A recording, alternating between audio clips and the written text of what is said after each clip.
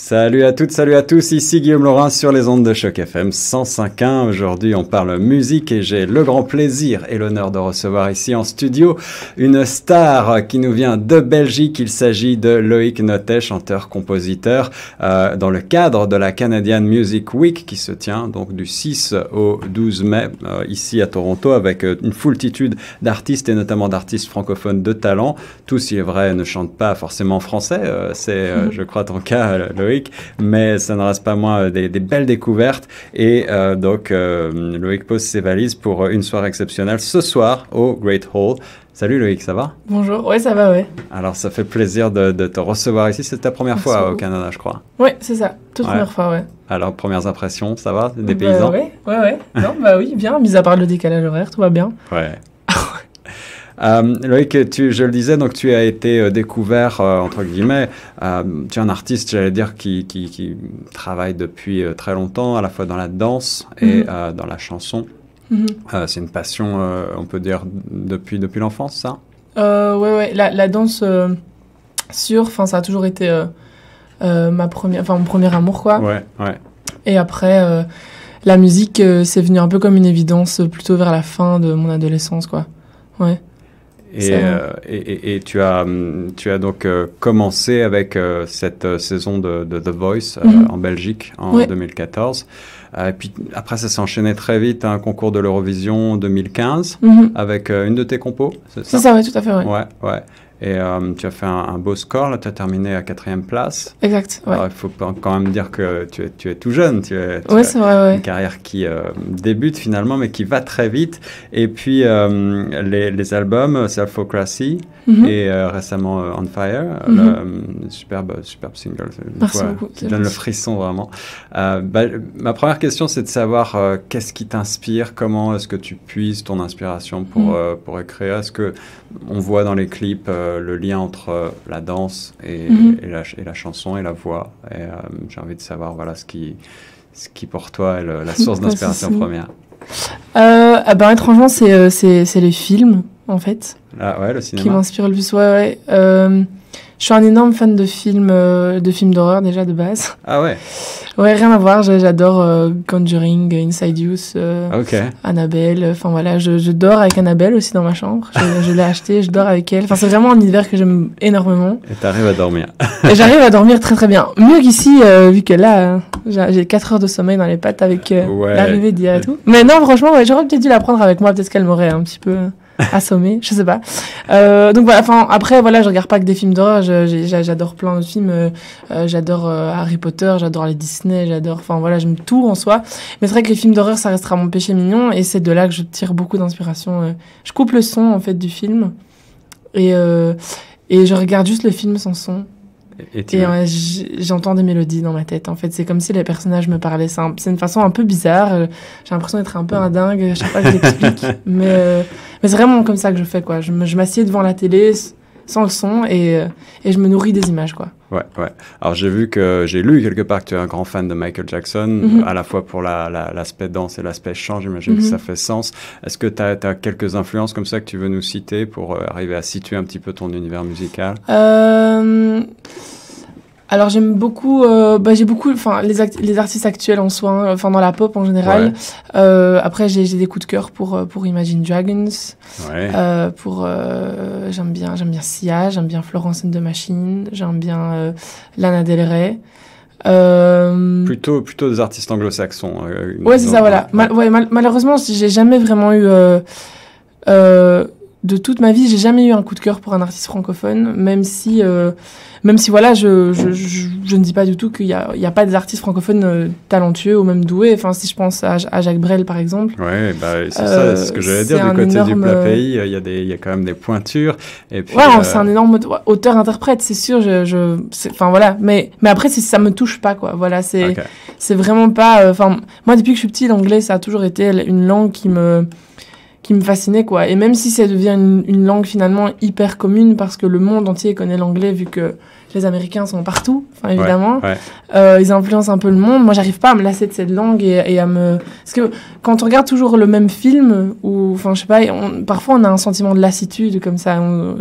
Enfin, ça rentre dans l'oreille, dans nos yeux, et voilà, c'est imprimé, et voilà, notre cerveau a compris, et c'est limite normal. Et j'ai pas ça avec l'anglais, quoi. Enfin, c'est à chaque fois que j'entends quelqu'un parler en anglais, enfin, je suis toujours bouche bée, quoi. Enfin, j'adore, vraiment. Voilà. Et je trouve que ça sonne mieux dans la musique et tout. Mais bon, ça, c'est un avis personnel. Alors, bienvenue à Toronto, parce qu'à Toronto, on parle beaucoup en anglais. tu vas prendre ton pied, je pense. Ouais, je pense à des gens. J'ai lu quelque part que ton manager, c'est la personne, Dimitri Boré, qui s'occupe également de la carrière de Stromae. C'est bien ça? Tu lorgnes aussi du côté de ce que fait Stromae, j'imagine. Bien sûr que c'est... Ben, c'est un artiste. Enfin, je trouve que Stromae, c'est quelqu'un de très inspirant artistiquement, mais surtout humainement parlant. Je me reconnais beaucoup en lui, dans sa personnalité. Je trouve que c'est quelqu'un qui a su rester humble malgré son succès et qui a toujours continué à travailler fort, en fait, très très fort. Et donc qui s'est jamais comment dire, qui s'est jamais dit bon ben voilà, c'est bon, maintenant j'ai marché, je me repose sur mon succès, mais non, bah, même si je sors de la merde, bah c'est pas grave, au fin de compte les gens l'achèteront quand même, quoi. Enfin, c'est quelqu'un qui a du respect aussi pour le public qui l'écoute, et ça c'est des valeurs et des qualités que j'aime beaucoup chez les artistes, et voilà, qui malheureusement que certains artistes n'ont pas, je trouve, non plus, enfin ont perdu en cours de route, quoi, justement à cause du succès. Donc voilà, c'est un mentor, on va dire, humainement parlant. Et je reviens sur la question de la francophonie, puisque nous, on est la radio francophone de Toronto. On lutte un petit peu pour essayer de continuer à parler français ici dans cette ville anglophone, et c'est pas toujours facile. Mais on a toujours le plaisir d'avoir des artistes francophones qui chantent en anglais aussi, c'est pas un problème, ou dans d'autres langues aussi, puisqu'on dessert toute une communauté diverse et variée. Mais voilà, ma question, c'était de savoir si peut-être, à l'avenir, est-ce que tu envisagerais de faire quelque chose dans les deux langues ou même en français? Est-ce que c'est quelque chose c'est une question qui peut te titiller ou pas du tout? Tu penses que tu vas faire toute ta carrière en anglais? Je sais pas si je ferai toute ma carrière en anglais, parce que, enfin voilà, j'ai que 23 ans, donc je serais un peu prétentieux de dire que je ne changerai jamais d'avis et que voilà, je sais ce que je vais faire jusqu'à la fin de ma vie. J'en sais rien. Peut-être que même dans 10 ans, j'en aurai marre de la musique et je voudrais aller vendre du pain dans une boulangerie. J'en sais rien. Ça, on n'espère pas. Ouais, c'est gentil, merci. Mais surtout, faut jamais dire jamais, quoi. Donc, je me laisse quand même une fenêtre ouverte. Voilà, si un jour je ressens le besoin de m'exprimer en français, je le ferai. Après, mixer les deux, par exemple, dans une même chanson, je pense pas que je le ferai un jour, en tout cas, sauf si je change vraiment de goût. Mais en termes de goût musical, je déteste ça. J'ai vraiment jamais aimé ce mix, quand même, entre français et anglais. Sauf quand c'est un artiste anglophone avec un artiste francophone, et où là, ben voilà, il y a une raison que vraiment ça switch de langage. Mais je veux dire, juste un artiste où on sent juste que c'est pour rentrer dans des quotas, les quotas radio, juste pour dire, voilà, je vais rentrer mon titre parce que je vais chanter un peu en français et en même temps, je rester un peu en anglais parce que j'ai envie. Voilà, j'ai pas envie de me soumettre non plus à ça. J'ai envie de faire ce que j'aime, finalement, parce que j'ai la chance de faire un métier où je peux me lever tous les matins et me dire, voilà, qu'est-ce que j'ai envie de faire aujourd'hui? Est-ce que je veux travailler ou est-ce que je veux juste profiter un peu de la vie? Donc j'ai envie d'en profiter de cette chance. Et après, je pense que si un jour je fais des chansons françaises, ce sera plus des textes. Je pense que ce sera pas vraiment des chansons à voix en français. Voilà, je sais pas, je pense pas. Mais voilà, en tout cas, je ne suis pas fermée. Tout ça pour dire ça. En tout cas, tu as des goûts très sûrs et des opinions arrêtées. Ça fait plaisir parce que tu sais ce que tu veux. Tu as une succession là de distinctions. Bien sûr, les albums sont bien vendus et puis tu es extrêmement reconnu à la fois par le public et par la critique. Comment est-ce que tu gères ça, et en particulier avec l'aspect télévision, The Voice, et puis je crois que tu as fait Danse avec les stars aussi. Est-ce que tout ça, c'est quelque chose que tu gères bien? Je veux dire, est-ce que c'est difficile à porter comme étiquette? C'est pas, enfin, moi, j'ai pas difficile à porter ces étiquettes-là parce que je pars du principe que ça fait partie de mon histoire, quoi, et que je serais pas là où je suis aujourd'hui si j'avais pas fait toutes ces émissions non plus. Donc je dois beaucoup en fait à toutes ces personnes, à toutes ces productions qui ont cru en moi et qui ont permis que je sois assis aujourd'hui à Toronto dans votre studio. Donc ça, je serai éternellement reconnaissant envers ces gens-là qui m'ont donné ma chance. Et donc rien que pour ça, jamais j'aurais honte de dire que j'ai gagné Danse avec les stars en 2015 ou que j'ai participé à l'Eurovision, même si c'est vrai qu'à la base, l'Eurovision, j'avais pas envie de le faire parce que j'avais aussi quelques préjugés sur ce concours. Parce que voilà, en francophonie en Belgique, l'Eurovision c'est pas vraiment le concours le plus primé de l'année, c'est pas ce que tout le monde regarde. Enfin voilà, c'était un peu dépassé. Donc voilà, on avait vraiment par rapport à l'Eurovision un regard différent qui aujourd'hui ces dernières années a quand même changé en Belgique. Ouais, il y a une évolution en francophonie. Parce que quand je suis allée, j'avais dit voilà, je veux bien y aller, mais il y aura pas de paillettes, il y aura pas de feu, il y aura pas de gros shows. Je veux juste arriver avec mon truc, quelque chose d'hyper minimaliste, hyper simple. Et j'avais peur justement que le public de l'Eurovision n'accroche pas parce que je sais qu'ils adorent justement ces énormes shows avec la pyrotechnie. Enfin, et moi, je proposais quelque chose de totalement opposé. Et au final, ça a marché, donc j'ai été content. Et les gens en Belgique, du coup, on réapprécie un peu l'Eurovision grâce à ça. Et donc, du coup, maintenant, le regard a vraiment changé en Belgique par rapport à l'Eurovision.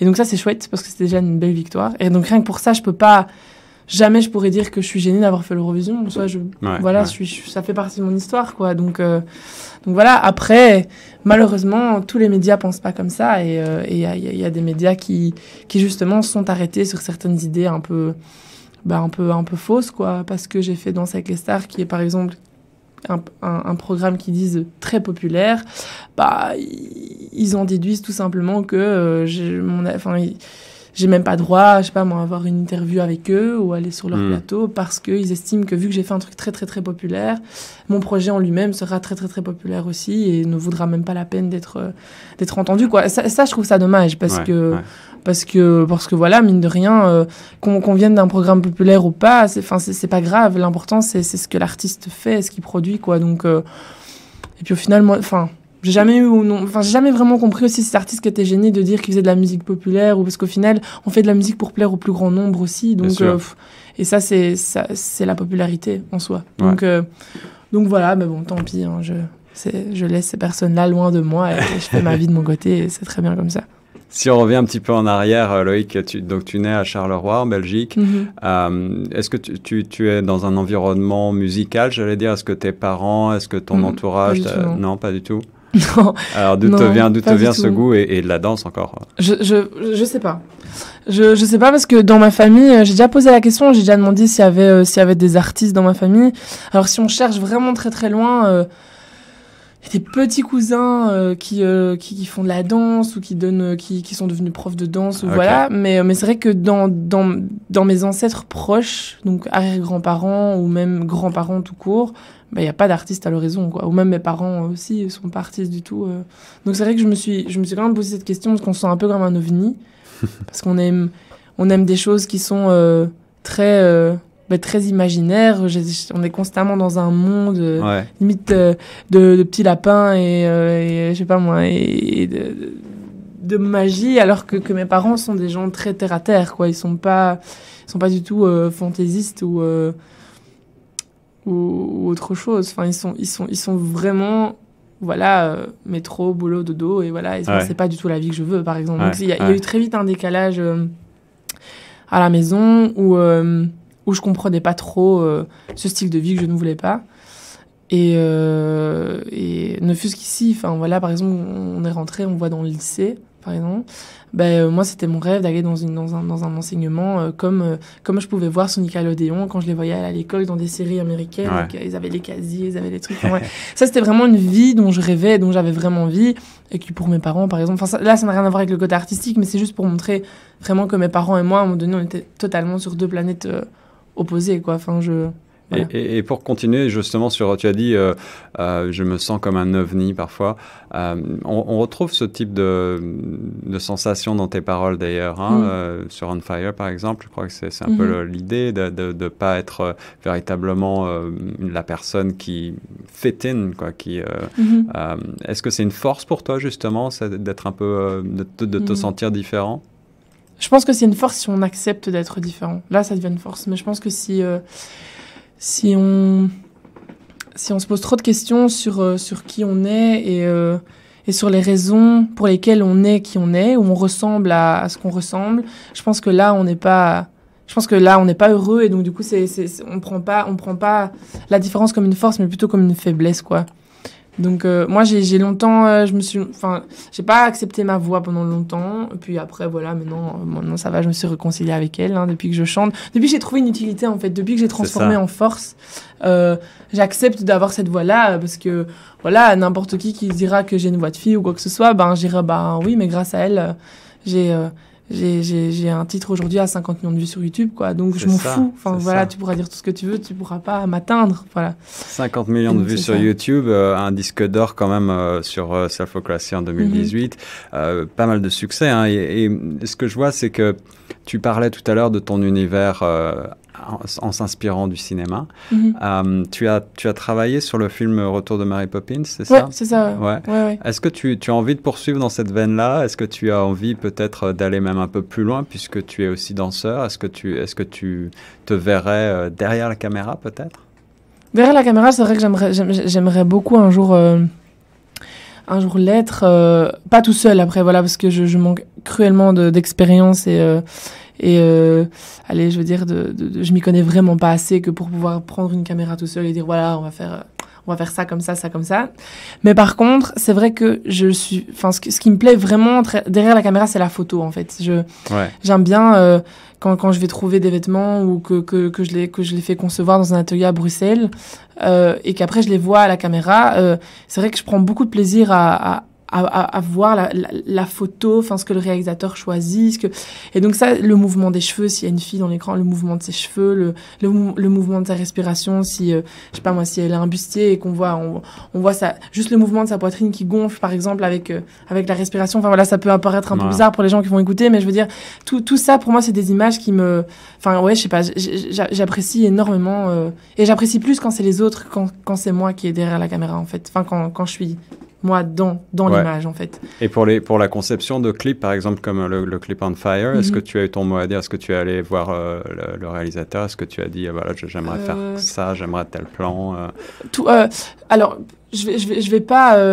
parfois, ça arrive, hein. Parfois, je dis, oh, et ça, j'aimais vraiment bien. Note le rush, parce que ça, j'aimais vraiment, vraiment bien.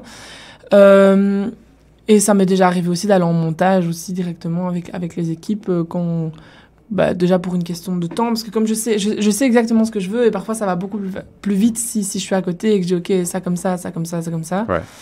Après je laisse aussi, j'ai appris avec la maturité et l'expérience à laisser place à la créativité de l'autre aussi, du réalisateur ou du monteur, ou enfin voilà, de tout ça. Mais après, c'est sûr qu'en ce qui concerne mes clips, j'aime bien, par exemple, c'est moi qui apporte le concept, quoi. J'apporte l'histoire, j'apporte le concept, l'idée, les vêtements, les couleurs, et c'est vrai que c'est un package, quoi.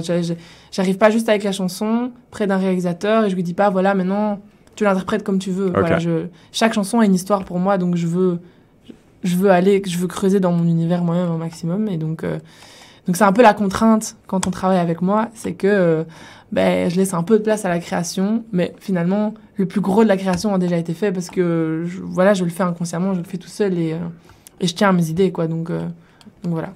C'est le plus important artistiquement parlant, c'est de savoir ce qu'on veut, justement. Et ce qui m'amène à la question suivante, c'est, tu me disais derrière la caméra et devant, alors. Est-ce que tu te verrais en tant qu'acteur, en tant que chanteur sur scène peut-être, au théâtre ou dans une comédie musicale peut-être? Acteur, j'aimerais beaucoup. Comédie musicale, ça dépend. Ça dépendrait, en fait. Voilà, parce que je suis pas étrangement, je suis pas un giga fan des comédies musicales. Ok. Depuis que je suis petite, ça n'a jamais été vraiment ça m'énerve, en fait, très vite, au cinéma, même ça m'énerve. Ouais. Mary Poppins, justement, le nouveau, c'est un des rares films en comédie musicale qui m'a pas agacée au cinéma. Genre, pour moi, Enfin, la pire projection à laquelle j'ai assisté de toute ma vie, et je dis pas du tout que le film est mauvais, hein, c'est vraiment personnel. Ouais, un coup, ouais. Les Misérables, quoi, j'ai cru que j'allais mourir dans la salle, quoi, okay. Je n'en pouvais plus, genre même pour demander du sel, il chantait, enfin demander une fourchette, il chantait, et voilà, c'est le principe d'une comédie musicale, quoi, et c'est sûr que, mais quand c'est too much, quand c'est trop comédie musicale, ça ne va pas. Et Mary Poppins, ça m'a plu, mais je pense que ça a dépassé... je pense que l'univers visuel et justement les costumes, les personnages a dépassé un peu tout le reste. Et donc ça m'a permis d'apprécier, quoi. Mais ouais, de base, je suis pas un giga fan comédie musicale. Alors tu passes sur scène ce soir au Great Hall à Toronto. Ouais. À quoi est-ce qu'on peut s'attendre sur scène justement de ta part en tant que chanteur? Quel genre de prestations tu vas nous offrir? J'allais dire en toute simplicité, dans le sens où je viens avec un musicien. Ouais. Piano, clavier. Pardon? Un clavier? Un clavier, c'est ça, oui. Donc il s'appelle Vincent et il va m'accompagner sur certains titres, qui seront produits. Enfin voilà, ce sera la même prod que la version originale, la version single. Et ensuite il y aura quelques titres qui seront plutôt en acoustique aussi. Donc d'où le mot en toute simplicité, quoi. C'est ça.